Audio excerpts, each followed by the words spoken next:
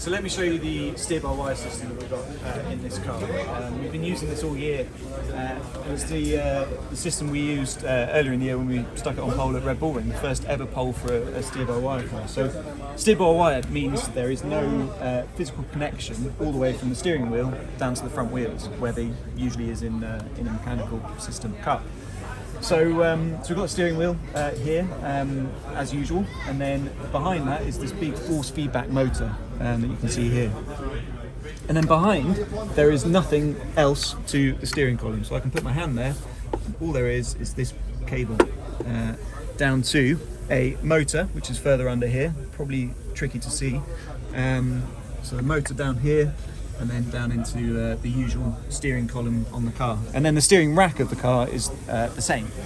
So we take the system, the force feedback is controlled by one control unit here, and then the motor is controlled by another one on the other side. We've got a control panel up here in the middle of the car.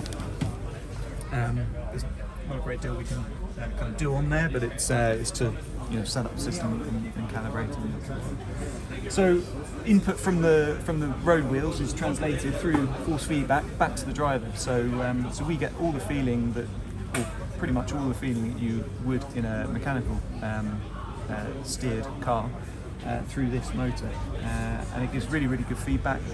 It's a very impressive system.